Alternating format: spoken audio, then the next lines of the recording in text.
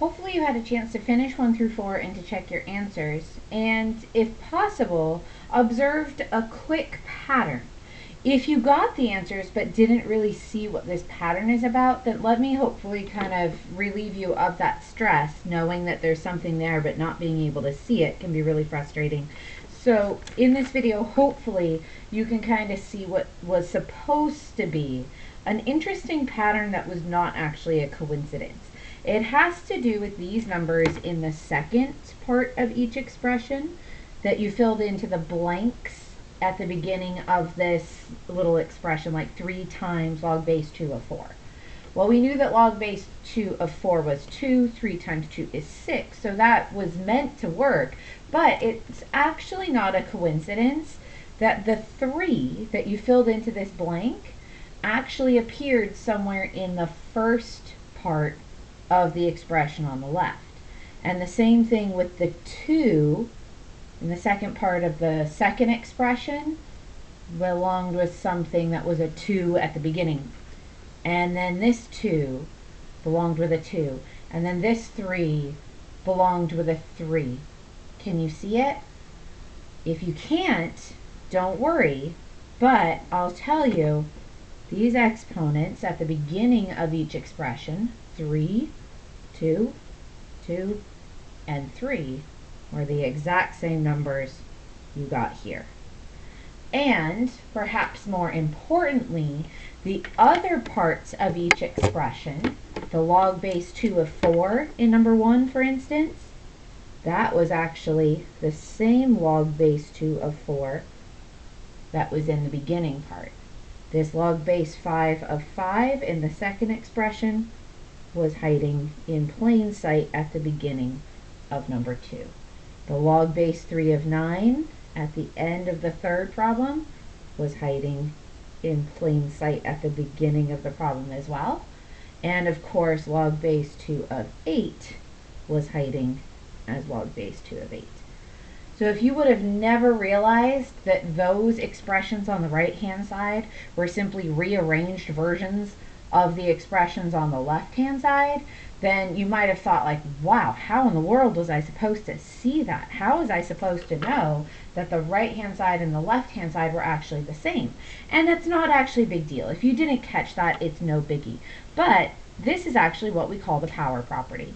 The power property says that if you have something with a log, and specifically that expression has an exponent, so it's kind of a log exponential hybrid, you can take that exponent and bring it down to the front of the log. We call the front of the log the number behind the log or before the log, and call it a multiplication. So this 3 serving as an exponent can also be a multiplier in front of the log expression. And notice it removes the 3 as an exponent to become a multiplier. So that is kind of interesting, the fact that something that is an exponent becomes a multiplication. But that, in essence, is the power property of logs. Some people write it in a more formal way. So in the little box here that says power property of logs, I'll write it in more of a textbook way. A textbook would say that if you have a log of any base, so that's a generic base b, it's not a 6, it's a b. A log of any base, because notice log base 2, log base 5, log base 3, all these problems in question numbers 1 through 3 had different bases and they all worked. So a log of any base with some exponential expression, I'll call it a to the power of c, just something that has an exponent, is equivalent to, double-sided arrow just means equivalent to in mathematics, taking the c, the power part, bringing it down to the front, and calling it a multiplication with the same log base b of a. Now technically that a is kind of like in parentheses. You don't have to have parentheses there, but it basically shows that c is movable. You can move it up and make it a power, or you can move it down and make it a multiplication. The c is basically like a movable piece that you can have in either location. So anytime you see a log with an exponent, picture that exponent being movable. For instance, in number 6, letter A, I immediately gravitate towards that exponent. I see that exponent and I think, ooh, that's a movable piece. That can be moved to the front of the expression.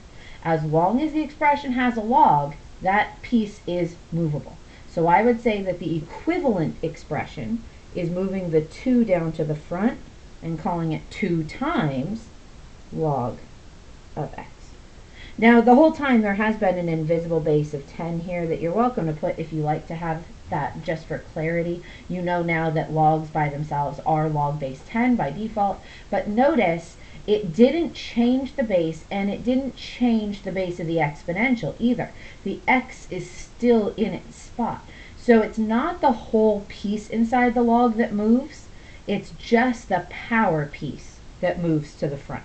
And it works both ways.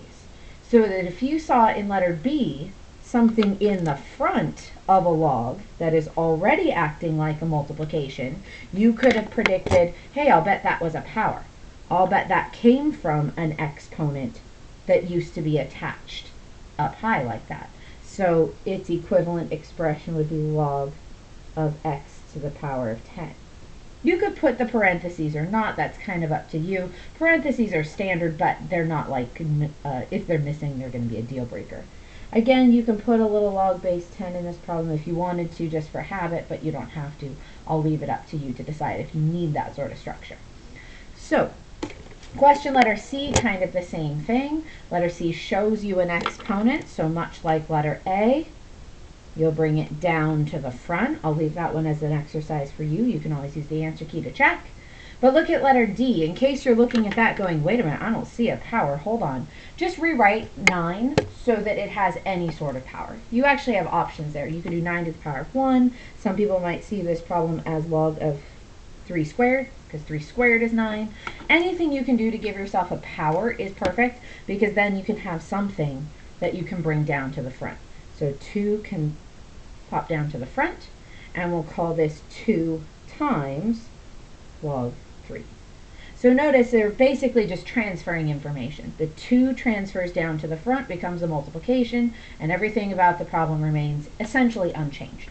So try number 6, E, and F. Try to just kind of practice this familiarity with moving an exponent down to the front, or moving a number from the front up to become an exponent, because that is the basic motion of the power property of logs.